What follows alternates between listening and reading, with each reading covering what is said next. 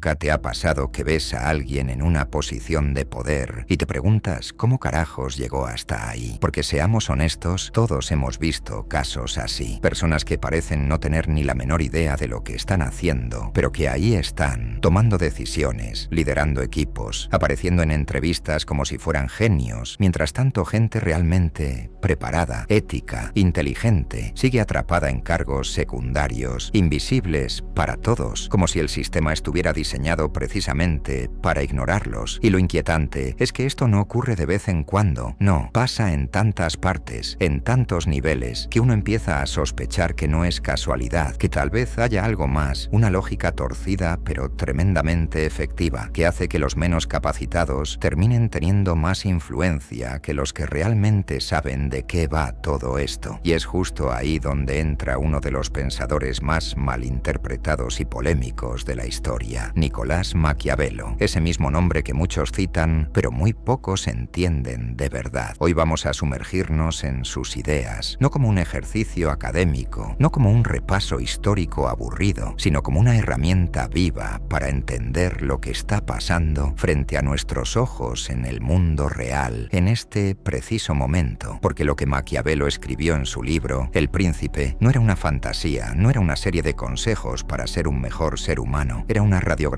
brutal, precisa, incómoda de cómo el poder realmente se mueve en la vida cotidiana. Él entendía algo que todavía nos cuesta aceptar, que las apariencias suelen ser mucho más importantes que la verdad, que proyectar seguridad puede valer más que tener razón, y que, aunque suene irónico, pensar demasiado a veces es exactamente lo que te impide liderar. Y esto nos lleva directo al corazón de un problema que seguimos sin resolver: la inteligencia, la ética y la competencia, esas cualidades que nos han enseñado a valorar, muchas veces, lejos de ser ventajas, se convierten en obstáculos. Maquiavelo escribió sus ideas más filosas estando en el exilio, apartado de la política que tanto amaba, y fue precisamente en esa soledad forzada donde desarrolló una visión mucho más fría, más cruda, más realista de cómo se mueven las piezas en el tablero del poder. En vez de imaginar cómo deberían comportarse los líderes en un mundo ideal, se enfocó en mostrar cómo actúan realmente en el mundo, tal cual es, y una de sus frases más brutales deja esto completamente claro: todos ven lo que aparenta ser, pocos sienten lo que realmente eres. Con esa sentencia, Maquiavelo nos lanza una verdad incómoda directamente al rostro: la percepción importa más que la realidad. No necesitas ser competente, basta con parecerlo, y ahí es donde todo empieza a tener sentido. Ese extraño fenómeno donde los que gritan más fuerte, los que prometen más, los que aparentan tener todas las respuestas, son precisamente los que se quedan con el poder. Lo que Maquiavelo observó, y que sigue siendo verdad hoy, es que mostrar demasiada inteligencia puede ser una condena en un mundo de luchas de poder. ¿Por qué? Porque las personas realmente inteligentes tienen características que, paradójicamente, juegan en su contra. Tienden a ver matices donde otros solo quieren respuestas simples. Piensan antes de actuar, cuestionan en vez de afirmar, y en un entorno donde las masas buscan certezas absolutas, esa profundidad, esa prudencia, esas dudas se perciben como debilidades. ¿Te das cuenta? Mientras el líder populista grita «yo tengo la solución», el pensador reflexivo dice «esto es más complicado de lo que parece». ¿Y a quién siguen las masas? Exacto, a quien les ofrece seguridad, aunque esa seguridad sea una ilusión. Le pasó a Sócrates: sabio, profundo, incómodo, cuestionaba todo, y por eso lo silenciaron, porque en política muchas veces no gana quien tiene la verdad, sino quien tiene la narrativa más sencilla. Un estudio fascinante publicado en 2017 por el Journal of Management reveló algo provocador: la inteligencia sí está relacionada con el liderazgo eficaz, pero solo hasta cierto punto. Específicamente, hasta un coeficiente intelectual de aproximadamente 120. Después de eso, mientras más inteligente eres, más difícil resulta conectar con los demás, influenciar, inspirar. ¿Y por qué? Porque tu forma de pensar se vuelve demasiado demasiado compleja, demasiado abstracta, como si hablaras un idioma que la mayoría no entiende. Es decir, ser demasiado inteligente puede volverte invisible, incomprendido o peor, descartado. Tu capacidad para ver con claridad los matices del mundo se convierte en un obstáculo dentro de un sistema que prefiere respuestas fáciles y promesas rápidas. Y aunque duela decirlo, la realidad es esta. En muchos casos, la gente no sigue al que tiene razón, sigue al que habla con más convicción. Pero el coeficiente intelectual no lo explica todo. Si ser inteligente puede volverse un problema en la lucha por el poder, entonces surge una pregunta aún más inquietante. ¿Qué rasgos hacen que ciertas personas asciendan tan rápido en las estructuras de liderazgo? Y aquí es donde nuestra propia psicología nos traiciona. Lo hemos visto 1000 veces. La voz que domina una conversación no es necesariamente la más sabia, sino la que suena más segura. Esa persona que afirma sin dudar, que proyecta una confianza casi irracional, aunque esté diciendo barbaridades. Y aquí es donde entra uno de los sesgos cognitivos más peligrosos, el efecto Dunning-Kruger, descubierto en los años 90 por los psicólogos David Dunning y Justin Kruger. Este fenómeno demuestra que las personas con menos conocimiento real tienden a sobreestimar sus habilidades, mientras que los verdaderos expertos, conscientes de sus propios límites, tienden a subestimarse, a dudar. Por eso, la ignorancia no solo es atrevida, también es tremendamente persuasiva. La ciencia moderna confirma lo que Maquiavelo ya intuía. En las dinámicas de poder, la percepción puede ser más valiosa que la capacidad real. Un estudio publicado en 2020 por el Journal of Personality and Social Psychology encontró que las personas que exhiben un exceso de confianza son percibidas como más competentes, aunque en la práctica no lo sean. ¿Por qué? Porque aparentar seguridad transmite claridad, decisión, autoridad. Y en un mundo cada vez más perdido, cada vez más caótico, quien habla con certeza, aunque esté equivocado, termina siendo seguido. Y no es solo teoría, basta mirar la historia reciente para verlo. El general George Armstrong Custer, por ejemplo, cuya arrogancia lo llevó a cometer errores catastróficos en batalla, aún así fue promovido y venerado por sus hombres. Adam Neumann, fundador de WeWork, convenció a miles de inversionistas con discursos grandilocuentes, aunque su modelo de negocio era inestable desde el inicio. Masayoshi Son, en Japón, perdió más de 70.000 millones de dólares en malas inversiones y aún así conservó la confianza de muchos simplemente por la fuerza de su personalidad. En Rusia, los oligarcas ascendieron no por mérito, sino por conexiones, por lealtad oportunista. Pero también existen excepciones. Singapur, por ejemplo, diseñó un sistema que minimizara el impacto del carisma en las decisiones de liderazgo, privilegiando la competencia técnica. Y eso, no casualmente, marca una diferencia brutal. Un estudio de las universidades de Stanford y Houston reveló que el narcisismo, más que la competencia, predice quién termina liderando en grupos sin estructura clara. El resultado es un sistema donde los grupos no necesariamente funcionan mejor, pero creen que sí. Y esa ilusión es suficiente para sostener al incompetente en la cima. Así es como funciona. Nuestro cerebro, por naturaleza, está diseñado para caer en estas trampas. Necesitamos atajos para sobrevivir. Cuando alguien proyecta seguridad, nuestro instinto primitivo asume que sabe lo que hace. Pero en el mundo moderno, ese instinto se convierte en un problema, porque los verdaderos expertos, los que dudan, los que reconocen los matices, los que hablan con prudencia, muchas veces son invisibles frente a quienes gritan sus certezas al viento. Y mientras tanto, los incompetentes que dominan el arte de aparentar siguen ascendiendo. Pero lo más inquietante no es solo que lleguen a la cima, sino lo que hacen una vez que están ahí. Porque una vez que el incompetente logra el poder, su prioridad ya no es mejorar el sistema ni rodearse de los mejores, es proteger su posición a toda costa. Y para lograrlo, repiten un patrón perverso que Maquiavelo ya había detectado hace siglos: rodearse de personas aún menos competentes que ellos mismos. En El Príncipe, Maquiavelo dejó escrita una advertencia brutal. La mejor manera de conocer la inteligencia de un gobernante es observar a los hombres que lo rodean. Y no se equivocaba. Los líderes inseguros, frágiles en su capacidad real, eligen colaboradores mediocres, no porque no haya mejores opciones, sino porque sienten terror de ser opacados. Prefieren la lealtad ciega a la competencia. Prefieren la obediencia obediencia al talento. Y así es como poco a poco se forma una red de mediocridad que se extiende como una enfermedad silenciosa por toda la organización, por todo el sistema. Lo vemos en gobiernos donde el disenso se castiga, en empresas donde las preguntas incómodas son vistas como amenazas, en equipos donde la creatividad muere asfixiada por el miedo a ofender al jefe y el resultado es devastador. Ambientes donde pensar está mal visto, donde el talento verdadero es expulsado, donde la mediocridad se premia porque es cómoda, porque es inofensiva para el ego del líder. ¿Te ha pasado? ¿Has trabajado en un lugar donde hacer preguntas te convertía en el problemático, donde señalar errores te marcaba como enemigo, donde la crítica constructiva era vista como traición? Esos no son simples ambientes tóxicos, son síntomas de un liderazgo basado en el miedo, en la inseguridad, en la protección enfermiza del propio poder a expensas de todo lo demás. Y lo más peligroso de esta dinámica es que no se queda arriba, se propaga, se convierte en lo que los científicos organizacionales llaman homofilia estructural, la tendencia de los líderes a rodearse de personas que se les parecen, no en talento, sino en limitaciones, la misma falta de visión, el mismo miedo al cambio, la misma necesidad de aprobación, y así, poco a poco, todo el sistema se llena de mediocres que protegen su pequeño territorio, mientras el talento verdadero huye o es expulsado. Y sin embargo, a pesar de todo esto, seguimos viendo una y otra vez que quienes ofrecen soluciones simples a problemas complejos son los que más rápido ganan poder. ¿Por qué? Porque nuestro cerebro anhela certezas. Cuando el mundo afuera es caótico, incierto, amenazante, la figura de alguien que promete tener la solución mágica se vuelve irresistible, y es ahí donde los incompetentes brillan, no porque sepan más, sino porque saben parecer más seguros. Los verdaderos expertos, en cambio, hablan con matices, con prudencia, con honestidad, sobre las limitaciones de sus modelos, sobre los riesgos, sobre la necesidad de adaptarse. Pero eso no vende titulares, no genera aplausos inmediatos, no conquista votos ni seguidores masivos. Como decía Maquiavelo, la mayoría de los hombres se deja llevar por las apariencias como si fueran realidades, y en tiempos de crisis, esa necesidad emocional de aferrarse a una verdad, aunque sea falsa, se vuelve todavía más fuerte. Piénsalo, durante pandemias, guerras, crisis económicas, ¿quién suele ganar más apoyo? ¿El líder que dice, esto es complicado, va a más requerir sacrificios, va a ser largo y duro? ¿O el que con voz firme y mirada segura promete soluciones fáciles y rápidas? La historia nos da la respuesta una y otra vez, y eso nos lleva a algo aún más inquietante. No es solo que las masas busquen certezas, es que incluso las personas más inteligentes son vulnerables a estas dinámicas. Un experimento de la Universidad de Yale en 2017 lo dejó claro. A los participantes se les presentó un problema político complejo con datos matemáticos duros. El resultado, las personas más inteligentes no necesariamente resolvían mejor el problema. Usaban su inteligencia, sí, pero para justificar lo que ya creían antes, incluso frente a datos que contradecían sus creencias. ¿Te das cuenta? No es solo ignorancia, es que nuestro cerebro, incluso el más brillante, está programado para proteger sus ideas, sus tribus, sus certezas emocionales. A eso los psicólogos le llaman cierre cognitivo, la necesidad de encontrar respuestas definitivas, de eliminar la ambigüedad. Y cuanto más amenazados nos sentimos, más fuerte se vuelve esa necesidad. Nos volvemos más propensos a ver el mundo en blanco y negro, más vulnerables a líderes que nos prometen soluciones mágicas, más incapaces de tolerar la complejidad. Y mientras más complejo y aterrador se vuelve el mundo, más fuerte es la tentación de seguir a quien ofrece respuestas sencillas. Es como si nuestro sistema inmunológico mental colapsara justo cuando más lo necesitamos. En vez de buscar comprensión real, buscamos alivio rápido. En vez de aceptar matices, abrazamos certezas. ¿Te ha pasado alguna vez? ¿Has sentido esa atracción hacia una explicación simple, directa, definitiva, aunque en el fondo supieras que la realidad es mucho más complicada? Esa sensación no es casualidad, es nuestro cerebro tratando de protegernos del dolor de mirar el caos directamente a los ojos. Y es ahí, precisamente ahí, donde el carisma vence a la razón, donde la falsa seguridad se convierte en una droga emocional y donde donde los líderes incompetentes encuentran su oportunidad dorada. Pero todavía hay algo más oscuro, porque incluso si una persona inteligente logra llegar al poder, eso no garantiza que pueda resistir la corrupción que viene con el poder. Aquí es donde Maquiavelo se vuelve más perturbador. Él no solo nos habló de las apariencias, también nos advirtió que la moral, en la lucha por el poder, muchas veces se convierte en un obstáculo. En uno de sus pasajes más polémicos, escribió: un príncipe que desea conservar su puesto debe aprender a no ser bueno y usar o no usar la bondad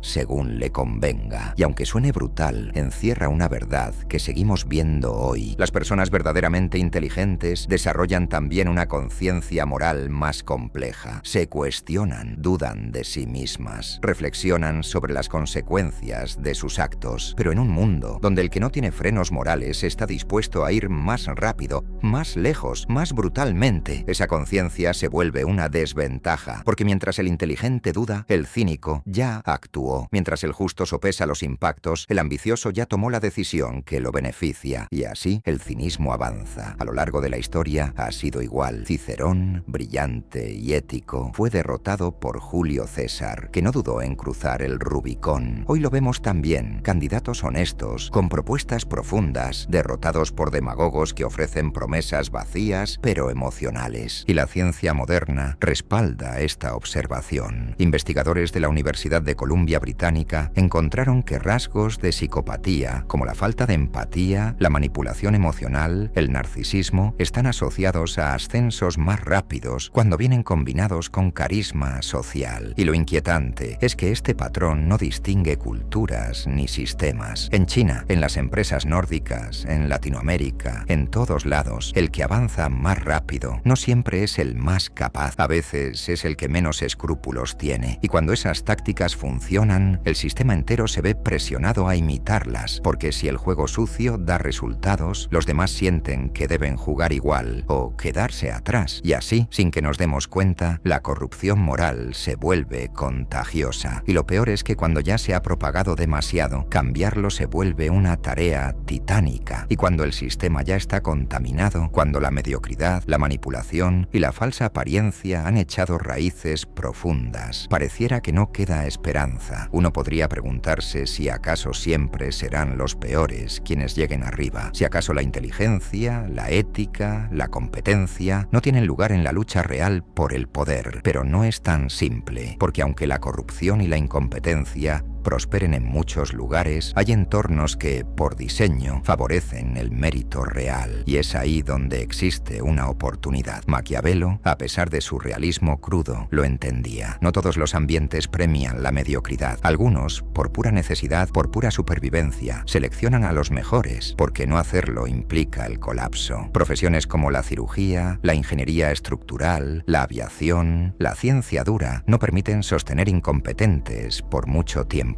Un cirujano incapaz no puede esconder su falta de habilidad. Un puente mal diseñado se cae. Un avión mal mantenido no vuela. Cuando las consecuencias del fracaso son inmediatas, visibles, irreversibles, el sistema se ve forzado a premiar la competencia real. Pero en muchos otros campos, especialmente en la política, en las altas finanzas, en los medios de comunicación, el fracaso es más difuso, más fácil de disimular. Un político puede culpar al anterior. Un ejecutivo puede maquillar números. Un líder mediático puede sobrevivir gracias a su popularidad, aunque su contenido sea vacío. Y en esos entornos donde el fracaso es colectivo, donde los resultados son difíciles de medir con claridad, donde las consecuencias no son inmediatas, es donde la incompetencia puede florecer durante años sin ser detectada. Todo depende del entorno, depende de cómo esté diseñado el sistema, depende de si hay rendición de cuentas real, de si existen contrapesos, de si hay una cultura que premie la verdad y no solo la apariencia. La concentración excesiva de poder es otro factor clave. Donde hay poder absoluto, sin fiscalización ni transparencia, la incompetencia encuentra terreno fértil. Lo vimos en regímenes autoritarios, en grandes burbujas financieras, en sistemas corporativos cerrados. El poder sin control se vuelve un refugio perfecto para quienes saben vender imágenes pero no saben construir realidades. Y mientras el sistema tolere o incluso premie eso, seguirá repitiéndose el mismo ciclo. Pero cuando el entorno cambia, cuando las reglas del juego cambian, también cambia el tipo de líder que sobrevive. Cuando hay consecuencias claras para los errores, cuando hay transparencia, cuando hay diversidad real de pensamiento, el talento verdadero empieza a tener una oportunidad. No es una garantía, pero sí una posibilidad. Y no solo el entorno importa, también la claridad de los objetivos. Cuando el éxito se puede medir de forma concreta, cuando los resultados son visibles y evaluables, el mérito real tiende a brillar. Cuando el éxito, en cambio, se mide en percepciones vagas, en narrativas emocionales, en sensaciones de corto plazo, lo que gana es el carisma, la ilusión, la fachada. Como decía Maquiavelo, los hombres juzgan más por los ojos que por las manos, porque todos pueden ver pero pocos pueden tocar. La mayoría forma sus juicios basándose en las apariencias, no en las realidades profundas, especialmente en ámbitos donde solo una minoría técnica puede realmente entender quién sabe lo que está haciendo y quién solo está fingiendo. Y si a eso le sumamos sistemas de incentivos mal diseñados, donde se premia el resultado inmediato sobre la solidez a largo plazo, el problema se agrava todavía más. Basta mirar lo que ocurrió en la crisis financiera de 2008. Durante años, los bancos y sus ejecutivos fueron premiados por generar enormes ganancias de corto plazo, aunque lo hicieran asumiendo riesgos delirantes, que finalmente colapsaron la economía mundial. ¿Por qué? Porque los incentivos estaban puestos en el lugar equivocado, porque se premiaba la espectacularidad, no la sostenibilidad, porque se valoraba la fachada, no la estructura, y eso fomentó la cultura del fraude, del atajo, de la irresponsabilidad maquillada de éxito. Entonces, si miras a tu alrededor, si analizas el entorno en el que vives y trabajas, hazte esta pregunta. ¿Estás en un ambiente que estimula la competencia real, la excelencia, la autenticidad? ¿O estás en uno donde la apariencia y la autopromoción tienen más peso que el mérito? Entender estas dinámicas no es solo útil para observar el mundo, es vital para poder navegarlo, para protegerte, para no ser manipulado, porque incluso en entornos bien diseñados, los líderes incompetentes pueden abrirse caminos y dominan ciertas tácticas psicológicas. No es casualidad que se mantengan en el poder. Saben cómo manipular percepciones, saben cómo desactivar resistencias. Y Maquiavelo, que entendía el corazón humano mejor que la mayoría, habría reconocido de inmediato estas estrategias. La primera táctica es crear una división radical entre nosotros y ellos, convertir cualquier crítica en un ataque personal, en una traición. Así logran blindarse ante cualquier rendición de cuentas. Si alguien los cuestiona, no importa la validez del argumento, inmediatamente se convierte en enemigo. Y eso no solo protege al líder, también fortalece la lealtad emocional de sus seguidores. En psicología, esto se llama fusión de identidad. Cuando la figura del líder se fusiona con la identidad del grupo, cuestionarlo se siente como cuestionarse a uno mismo. Y cuando eso ocurre, la razón deja de importar. Y esta táctica no es nueva. Se ha usado en movimientos sectarios, en dictaduras, en regímenes autoritarios, en demagogias de todo tipo. Jim Jones, por ejemplo, convirtió cualquier crítica a su liderazgo en un ataque satánico. Políticos modernos en todo el mundo hacen lo mismo, polarizando, dividiendo, blindándose. Y cuando ya logran eso, aplican la segunda táctica, saturar de caos informativo. Generan crisis constantes, escándalos, polémicas nuevas cada semana. El objetivo, cansarte, saturarte, bombardearte con tanto ruido emocional que ya no puedas analizar nada con calma. Cuando todo parece urgente, nada realmente importante puede sostenerse en el debate público. Se destruye la capacidad de reflexión,